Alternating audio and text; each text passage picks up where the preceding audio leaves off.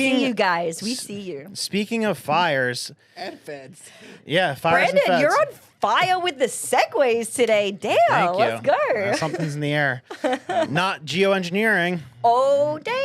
Okay. So yeah, speaking of fires and things that don't seem quite right, there's this thing that happened the other day where, so in Idaho, beautiful place, you got this gunman who. Coeur d'Alene. That's the name of the town. All right, go for it. Coeur d'Alene. All right, now we got that. It's French. Coeur d'Alene, Idaho. This crazy guy, this teenager, I think he's 20 years old. He starts a fire in the woods, and then the firefighters show up. You know, these three awesome guys. It's one of the scariest things ever, by the way, to put out wildfires. Like, I remember the guy, what's the crazy guy's name that's always on Rogan? The guy who's like the workout machine, David Goggins. Yeah. He's like a masochist. He hates pain and or he loves pain. And like all the crazy stuff. He volunteered to do this stuff because of how crazy it is. So, like, it's a real gnarly job to get into. But these guys, they go. It's not a joke. No, it's like one of the craziest things out there. So these three guys, they show up to put this fire out, and the kid freaking shoots them. So very weird. They end up finding the kid. I think he allegedly killed himself. Was he found at his home, I believe, right? No, he or was he in found the woods? up in the woods with the rifle after we have the photo of the three guys here. No manifesto. Yeah, no. the two guys at the top were killed. The one guy at the bottom is still in critical condition. The names are Battalion Chief Frank Harwood, 42, Battalion Chief John Morrison, 52, and injured David Tasdale. So, Can I quick Yeah, question? yeah. Do firemen carry firearms? No. Are No. they're not allowed No. to? Because I you don't can know if find yourself in I some don't think very so. dangerous situations doing that job, honestly. Oh, yeah. They're And not especially allowed with to? people being hysterical. Like, people get hysterical in dangerous situations. What if they were to be attacked? Like, I feel like they should be allowed to carry first arms. attack. Yeah. Remember 2 weeks ago in LA that they got shot at as well? I don't know, construction workers, they bring a gun around, and people that do maintenance on like high tension, they You always should bring be a gun. allowed to, right? I mean, That's kinda wild to I me. don't know exactly what the requirements are, but I do know oftentimes this is why firefighters respond to things with police. If there's the potential for a person to be erratic, if it's a medical call or something. But this was a wildfire. They're not bringing cops with them to that because who's expecting the wildfire to involve gunshots? I mean, this guy is a psychopath of the worst degree. Like, it's already a very difficult job that you really need to have the heart to go do. And to add another danger in the mind of the next guy that has to put out a fire. Like, this is terrorism. I'm sorry, I'm calling it. Yeah. This is straight up terrorism. This could affect people in the future. Because the next guy that is going to go put out the wildfire, am I going to get shot at? Like, on top of being burnt alive, am I going to get shot at? This is unreal, Brandon. Yeah. Unbelievable. It's a weird one to understand though, because I mean, And these guys are heroes. I'm sorry. yeah, Just no, they're saying. like absolutely. firefighters are the greatest guys ever. Like, it's like you go to a firehouse, you want to see a bunch of patriots who love America, who It's like you would think that was a universally agreed upon thing. Like, okay, the reason there's all these pro-police and anti-police movements is that's a very complicated issue. There's people who back the blue constantly. There's people who want to defund the police and get rid of the notion of community policing as a whole. Who has negative opinions on About firemen? firefighters. Nobody. It's like, those guys that are universally regarded as not only being handsome and patriotic, but also brave and talented, who respond to natural disasters and medical emergencies. Yeah, screw those guys. And but then intentional suddenly, things. like, for someone to go out of their way to target them like this, it's a betrayal of one of the few remaining community service members that is like actually Right. beloved by it people. doesn't make sense though. It just doesn't add up. Like, the guy didn't have a clear motive to do this, and then Well, he just he wanted found to be a firefighter. Do we have a picture? Wait, of he did? We have a picture of the guy, I think. well, too. so what's the generally regarded consensus? Is it that he set the fire to get them to come so Yes. he could kill them, or Yeah. that the fire was accidentally set? No, he and had when a flint starter. Okay, so the consensus is he did this intentionally to try to kill firefighters, He was luring them. luring them in. It Okay. seems like he was trying to kill allegedly. as Right. many first responders as showed up, whether they were firefighters or cops. But it's all still very early, even though this happened on Sunday. They haven't found any motivation. But if you look at the pictures of the guy, his social media was covered in furry stuff, weird anime content. Looks a little trans. I was gonna say, that's unclear. But this guy was Big hat doesn't help. a transient who lived from who jumped from one place to another, was living out of his Transient. van. I see what you like did there. low-T. Oh. Yeah. Weirdo. Wait, so all right, so I like to take these things nice and logically before everybody gets out of control. So, I mean, let's be realistic.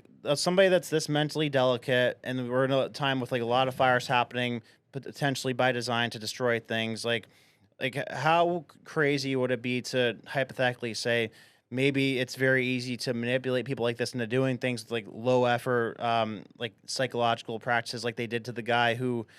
Jack Ruby, who they made him go crazy in jail. You know, that stuff is super easy to do. Do you think somebody could manipulate this guy into doing this and then whacking himself? Because it doesn't seem like a clear-cut thing like, he definitely did it for this reason. He explained it this way. There's a manifesto. There's nothing like that. So that's where my mind goes. You got to ask for the motive. What is the motive? To deter the efforts to put out fires, because we're in a time of like a lot of fires and destruction. This is a small town in Idaho. And that's it was the weird part. Also a very small scale fire. Like Very it small didn't scale fire. it didn't destroy a massive chunk of the area. I think they put it out pretty quickly, and then the shooting started. So the way I imagine the world working, I think there's like a hub where stuff like this, like they just workshop ideas like this. Like, okay, how could we create social unrest or demoralize good people from doing good things or heroic things, and they just like are constantly pitching ideas like this all day, and this is just one that happened to stick, and they executed as. I mean, like, it is demoralizing, that's for sure. Yeah, like but to Humberto's point, the next firefighter who goes to respond to something like that, it's already hard enough. Yeah. Like, leave them alone. I don't understand. and their like, family. Imagine the anxiety that causes a family member. Like, imagine being the wife or the child of a firefighter in that city, hearing about that story and knowing that that could have been your parent, your husband who was out there. Anytime they get that call and go to work, you're going to feel so, like you said, you're already scared. They could already lose their lives in a fire. Now, I'm going to be very, like, this is a weird take. Okay. I think this story should have not been covered and should have not been picked up, because the damage that this story can cause because it's a very, it's not a complicated logic that he's using. Like, I'm going to cause a big disaster. I'm going to lure first responders in. So I think as the media, because we're the media, I think it's very dangerous to cover this story. I would have not covered the story at all to not give any other people ideas. That's my take on it. Well, do you think is it crazy? No, but I think it's important to call it for what it is. I am more than 50% convinced that there's something deeper to it. Like, and I don't think it's a coincidence that it got picked up by the media, because it's a small town in Idaho, like you said, but it's being picked up by the media where everybody knows about. So there's also the mad scramble, as is always the case after a shooting, of one side or the other trying to say, well, actually, this guy was a Democrat. No, he was a Republican. No, he's trans. And they're trying to politicize it. But here, the one thing that is very weird, that they've allegedly found neo-Nazi content on his social media, but of course nobody can actually prove that. But the shooting and the fire happened on like 24 years to the day that same fire department burned down the abandoned compound formerly owned by the Aryan Nation. So the guy who used to run the Aryan Nation had this place, like, after everything they went bankrupt, the group shut down. This is not an active group. So reports of the Aryan Nation claiming responsibility for this are false and completely unverified, even though that was going around on social media. The city seized the property and it was vacant for years, and then the fire department burned it down in a training exercise. It's like they set the whole thing on fire to train how to respond to fires, how to put out blazes and stuff like that. And then 24 years to the day, this happens. 100% of the day? Yeah. Yeah, that's not coincidence. Like, that's... Or is it? It's so weird. No way, it's not. It's definitely not. But it's hard to explain. The question is, who's trying to send the message, though? Because I don't think this random 20-year-old psycho kid took it upon themselves to send a message about that. So I think it's deeper in that regard. But I mean, was it accomplished by doing something like this? Brandon, I'm reading his profile right now, and this makes total sense. So why doesn't he have a manifesto? Because he's a total loser, chronically online. He probably hasn't spoken to a woman or a man, whatever he's into, in months. He hasn't touched grass in months. And he started getting ideas in his head, and he wanted to, like, live a little, be notorious, get picked up by the news, like, make a point. He would have wrote a manifesto if he wanted to be picked up by the news. They don't always leave one. Actions speak louder than words, Brandon. So you think this online homebody guy We're talking about him. decide to just go out into the woods with a gun and do this? No, because the technique of luring the first responders. It's a very feminine way to do things. It is a feminine way to do this. But this isn't the first time we've seen somebody do this. There are Like, all kinds of emergencies. Police self-erasures are a thing. Yeah, people create situations usually to lure cops, but they've done it. Now they're not going to come out Yeah, alive. they've done it with firefighters and EMTs in the past, so this is not a unique thing. It's very odd, the timing of it, like we just discussed, the identity of the guy involved, but at the end of the day, it's a tragedy that two guys who served their community for decades, I think one of them was like a 17, 18-year veteran of this fire department. So what, 2 years Yeah. away Look from at that, retirement? Yeah, these guys are now dead because of some psycho in the woods.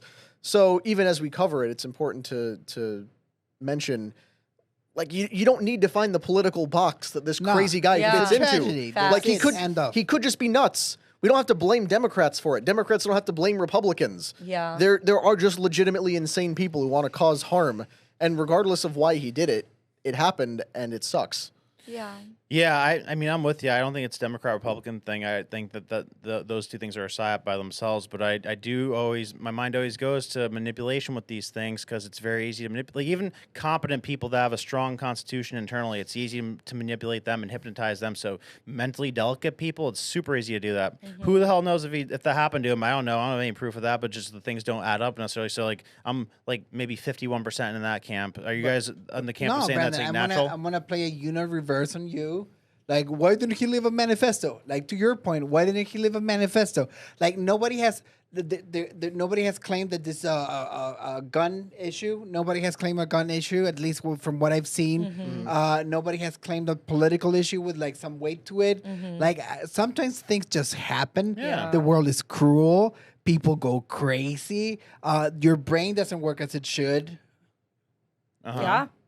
Yeah, sometimes. And a That's why lot I'm of at but a lot of that 51%. is by design, by political forces and various things, and just the way like the cultural makeup of society is, right? Like I don't feel like our society is conducive to good mental health, but by that same token, yeah, you can't directly put blame on the left or right. You can't always make things fit into like neat little boxes just to fit your narrative. Sometimes shit just happens.